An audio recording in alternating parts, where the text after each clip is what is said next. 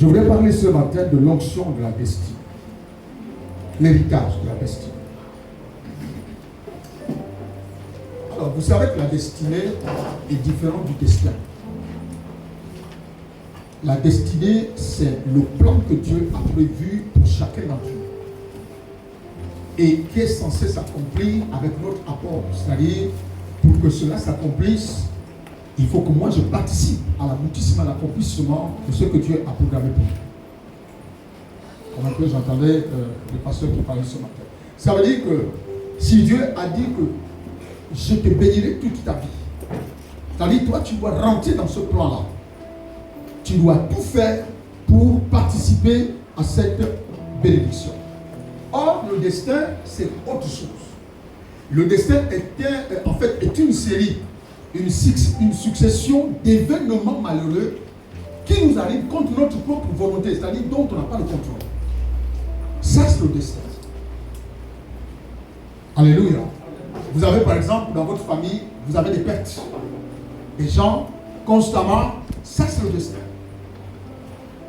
Vous avez des pertes de personnes, vous avez des malheurs qui vous arrivent, qui échappent à votre contrôle. Vous ne savez pas comment ça arrive, pourquoi, ni comment. Donc, ça échappe à votre contrôle. Donc, ça, c'est le destin. Il est différent du destin. Il est différent de la destinée.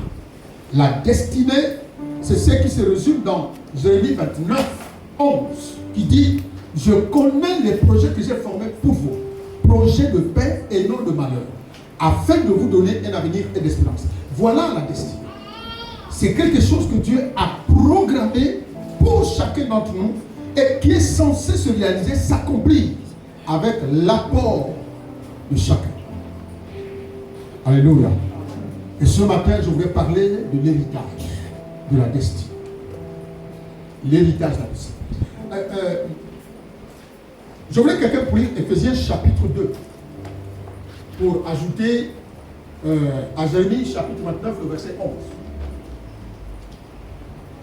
Jérémie Éphésiens chapitre 2, le verset 10. Si quelqu'un peut rapidement lire. Éphésiens chapitre 2, verset 10. Éphésiens chapitre 2, verset 10. Car nous sommes son ouvrage. Il dit nous sommes son ouvrage. Ayant été créés en Jésus-Christ. Ayant été créés en Jésus. Pour de bonnes œuvres. Pour de bonnes œuvres. Que Dieu a préparé d'avance. Que Dieu a préparé d'avance. Afin que nous les pratiquions. Afin que nous les pratiquions. C'est cela la destinée. Est-ce que vous comprenez? C'est que Dieu a préparé pour nous. Mais pas mal de bonnes œuvres. Or le destin, c'est une suite d'événements malheureux qui nous arrivent. La destinée, c'est ce que Dieu a prévu pour nous, pour chacun d'entre nous, et qui est censé s'accomplir, se réaliser, avec notre collaboration. Alléluia. Je ne vais pas trop mettre du temps aujourd'hui. Je vais utiliser un seul texte. Bon, deux textes différents, pour vous amener à comprendre le message de ce matin. Dis avec moi, Seigneur. Seigneur. Parle à ma conscience. Parle à ma conscience. Dis avec moi, Seigneur. Seigneur. Je fais taire. Je fais taire. Tout raisonnement. Tout raisonnement. Dans mon esprit. Dans mon esprit. Dans mon cœur. Dans mon cœur. Qui se lève. Qui se lève. Contre. Contre. La connaissance de Dieu. La connaissance de Dieu. Et je fais taire. Et je fais taire. Toute voix. Toute voix. Étranger. À la parole de Dieu. À la parole Au de Dieu. nom de Jésus. Au nom de Jésus. 1 Roi chapitre 19. Notre texte. 1 Roi chapitre 19.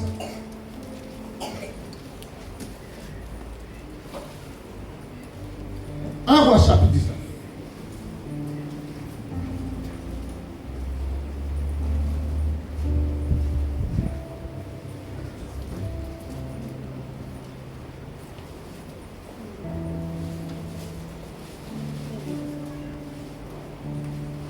Nous allons lire à partir du verset 19 jusqu'au verset 21.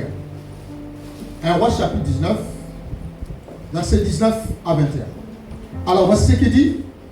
Élie partit de là et il trouva Élisée, fils de Shaphat, qui labourait.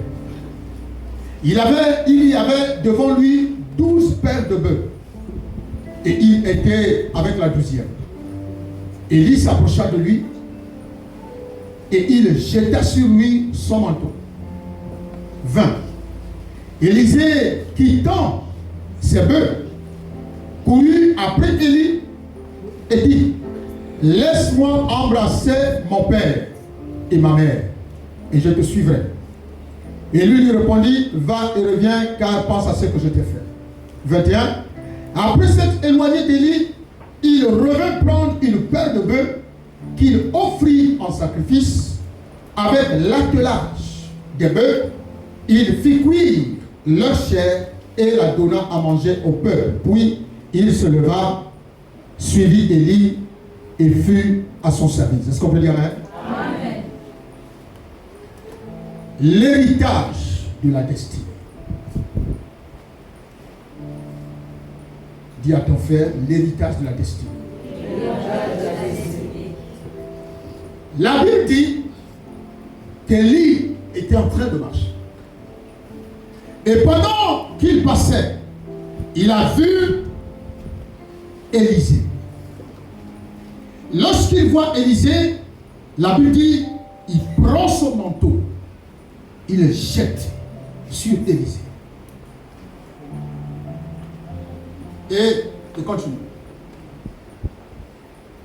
Alors, voilà comment Élisée décide de laisser les bœufs qu'il avait pour suivre Jésus, pour suivre Élie. Mais en allant d'abord dire au revoir à sa famille. En allant dire au revoir à sa famille.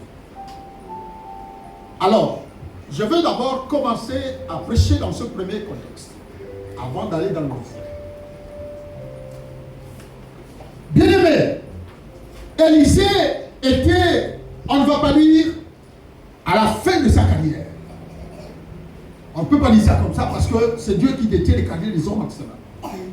Mais Élisée, Élie autant pour moi, était dans une logique de trouver un successeur. Il avait déjà fait tellement des miracles, tellement des œuvres. Et là, pendant qu'il marche, son esprit se focalise sur un jeune homme du nom d'Élisée. Et la Bible dit qu'il prend son manteau, il le jette. Il le jette sur Élisée. Jeter le manteau, bien aimé, sur Élisée était le signe d'une approbation et d'un choix. C'était le signe d'une approbation et d'un choix.